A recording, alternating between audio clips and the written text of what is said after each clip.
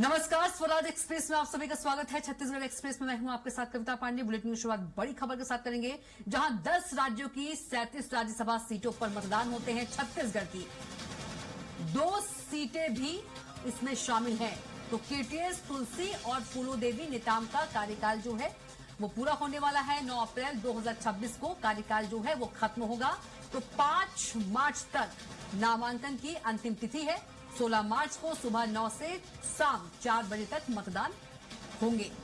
तो 9 अप्रैल 2026 को कार्यकाल जो है वो खत्म होगा। तो 16 मार्च को सुबह 9 से शाम 4 बजे तक मतदान होंगे। तो 10 राज्यों की 37 राज्यसभा सीटों पर मतदान होने हैं और इसमें छत्तीसगढ़ की 2 सीटें भी शामिल हैं।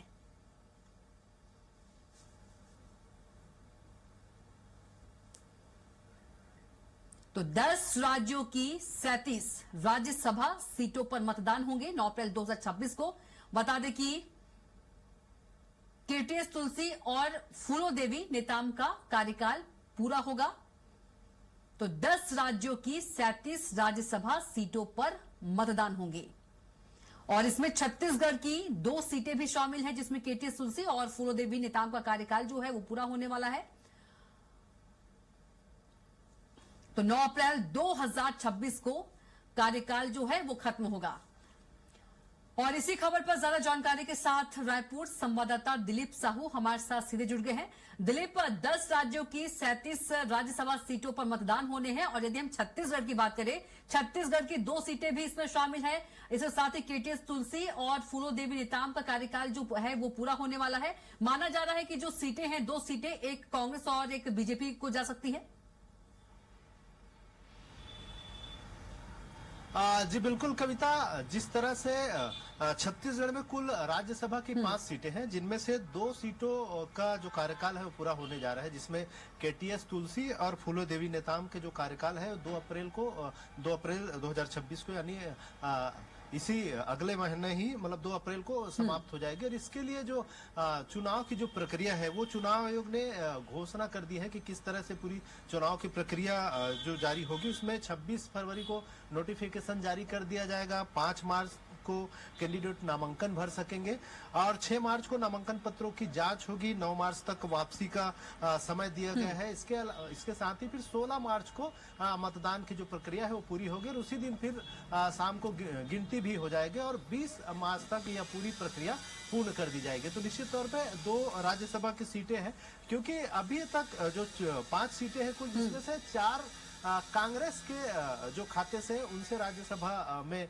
सांसद है, क्योंकि पिछले जो कार्यकाल में कांग्रेस की बहुमत थी 68 सीटों पर, कांग्रेस थी 90 में से, इसलिए, और बीजेपी महज 15 सीटों पे थी।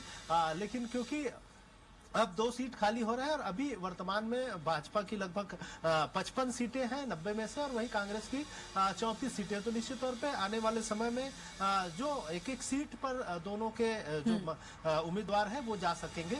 और निश्चित तौर पे अभी जो 5 राज्यसभा सीटें, उसमें 4 कांग्रेस के पास है और 1 बीजेपी के पास है। तो निश्चित तौर पे अब जो सीट खाली हो रही है, क्योंकि भाजपा की विधानसभा में बड़ी बढ़त मिली, तो निश्चित तौर पर 1 सीट बीजेपी को जाएगी और 1 सीट कांग्रेस को जाने की संभावना नजर आ रही है। हालांकि जो केटीएस तुलसी है वे और क्योंकि राजीव रंजन शुक्ला, केटीएस तुलसी और राजीव शुक्ला, रंजीत रंजन और केटीएस तुलसी तीनों राज्य के बाहर के उम्मीदवार हैं। तीनों राज्य के कोटे से गए। तो इनको लेकर लगातार यह बातें भी होती रही है। राजनीतिक गलियारे में बीजेपी लगातार विरोध करी थी कि पिछले सरकार ने जिस तरह से छत्तीसगढ़ियावाद की बात कही थी भूपेश सरकार ने, कांग्रेस सरकार ने, लेकिन जो उनके कोटे से जितने जो राज्यसभा के सांसद बने वो ज्यादातर दूसरे प्रदेशों से थे, बिहार से थे, यूपी से थे। तो इसको लेकर लगातार सवाल भी खड़े होते रहे। अब देखना होगा कि दोनों जो दल है वो अपने किसे अपना उम्मीदवार बनाते हैं। क्या छत्तीसगढ़ के